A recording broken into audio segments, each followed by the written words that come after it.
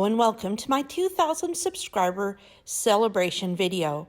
I want to thank everyone who has subscribed to my channel, followed me, and left such wonderful comments over the years. It warms my heart to know that I'm helping people be inspired and creative. It's my life's joy, and I look forward to sharing much more content with you in the future. Today, I'm going to show you how I made this adorable treat jar that would be wonderful for Easter, Mother's Day, or even just to make for yourself to have treats on your desk. The secret to this jar is this fun Lawn Fawn Magic Iris die opening that I created. I have to say, this is one of my favorite interactive dies that Lawn Fawn or any other company has released. It's so easy to assemble and creates such a wow. Follow along and I'll show you how. Here's everything I need to create this particular lid. My paper choice for the base of this piece is Lawn Fawn Cilantro cardstock. From it, I cut the largest of the fancy scallop circle stackable dies, 3 of the donut dies from the Magic Iris set, with one also cut with what I call the Y die. I will also be using the centers of all of these donuts, so I'll set them aside for later. I have also cut one of the donuts out of the coordinating pattern paper from the new Dandy Day Petite Paper Pack. 3 of these tabs, the turning handle, and an arrow layer. And finally, 3 of what people like to call the sausages. They kind of remind me of the balloons used to make balloon animals. To build the Magic Iris, I'm going to start with the donut that was cut using the unusual Y die that was included in the kit, and the sausages. I'll just set aside the other pieces and show you how it's done. Each of these sausages have an end that's like a tab. These tabs fit in the respective 3 slots like this. Then I take mini glue dots, and it's important that these are glue dots that are 3/16 of an inch in size, and place one on each of the crosses in the sausages that was cut by the die. See, they're right at the end here. Now I take the sausages and slide them towards the outermost part of the slit and set them on top of the donut like so. And then I take one of the cilantro donuts, one of the extra ones, and place it over the sausages, making sure everything is lined up. And then I press down to make sure everything is attached together. That's what the glue dots are for. I flip it all over to expose the slots and tabs, and then look at the markings that were also created with the Y die. I will use these markings to line up these 3 banner-like pieces. I apply dotted tape runner to the space from the marked area to the outside of the ring, and then apply the banner matching up the rounded edge with the interior of the donut, and then repeat 2 more times for the other banners. And now you can see why I call it the Y die. I once again flip the entire piece over and select one of the banners and use it to eye the space where I want to place my lever. I apply tape runner to half of the lever and then adhere it to the donut, just to the right of one of the banners, with the rounded edge lined up with the center of the donut, so a V is created between the banner and the lever. To secure the Magic Iris mechanism and make it functional, I add the last cilantro donut on top of the lever. Apply tape runner to the exposed part of each of the banner-like pieces, and then I gently fold these pieces onto the last donut. Now I don't pull hard. This needs to not be a tight fit, as there needs to be space for movement. So I just apply these to the donut. I use the center stitched line as a base of the furthest I would want to adhere the banners. I test my lever and check it out. Isn't this fun? Okay, so now I want to hide the mechanism to make it a little more mysterious. That's what I'll use this scalloped circle for. I take the pattern paper donut and center it with the scallop piece and trace the inside circle. I then cut out that circle, actually extending the area out wider than the circle I drew. This part won't be seen, and this will be just to ensure that it won't.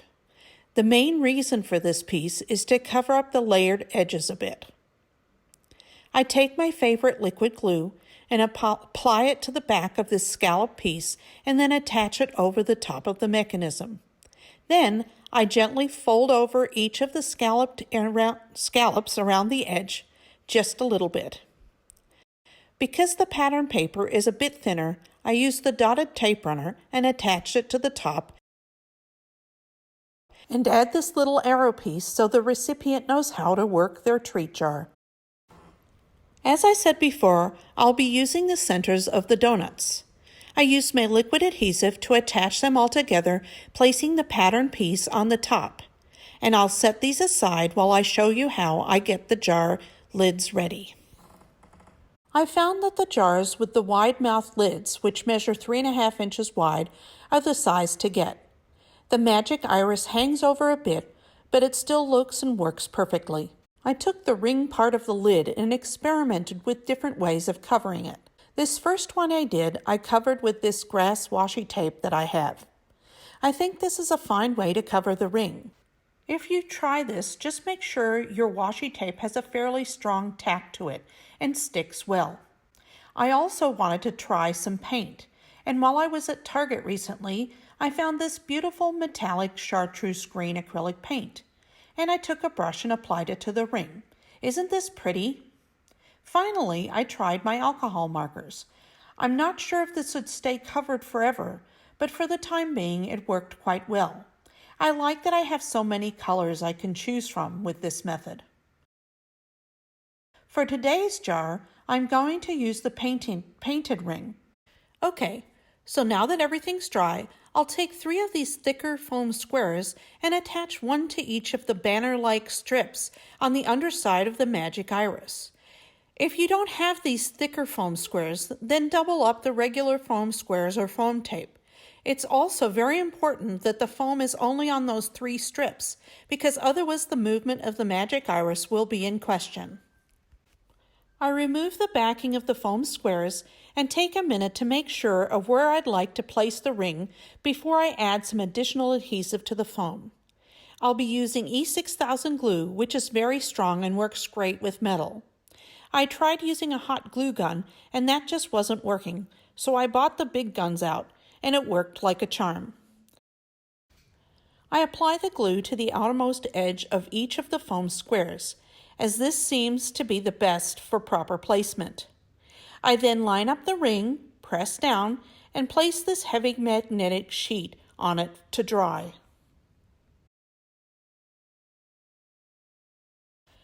Now that the glue has set, I add my jelly beans to the jar, making sure to sample a few for good measure, and then add some small squares of the cilantro cardstock to the pieces of foam that are still exposed inside the lid. I didn't do this with my test jar, and jelly beans, of course, were sticking to the foam. We can't do that. We'd waste jelly beans, and I'm not okay with that. I flip the lid over, screw it on the jar, and check it out. It works like a charm. I can even add the center that seals the lid on to keep the contents safe before gifting. Now let's make something cute to help us lift this center panel off of the lid.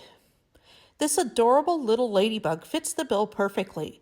It's the newest critter in the tiny gift box die entourage from Fawn. I decided on a traditional look today, cutting out the box in black, the wings and sides in red, and the face in a pink shade. And I'll use the picture from the Fawn website as a guide to assemble it. To save time, I'm going to speed through the creation of this box. I do, however, have the video, so if you'd like me to edit and publish it, please comment below and I'll make that happen. I'm sorry about this, but with everyone home on the internet, upload speeds are incredibly challenging, so it's better to try to keep the videos shorter if possible at this time. I took some black Nouveau Glimmer Drops and filled in the dots on the wings to add some shine to my ladybug, and she is done. To finish this off, I center and attach the ladybug to the panel I created previously, which fits perfectly over the magic iris mechanism. Then, check it out, when you want a little snack, you remove the ladybug, swipe the iris open, and enjoy. I had so much fun making these jars and need to get about making more, as I'll be sending them to family for their Easter surprises.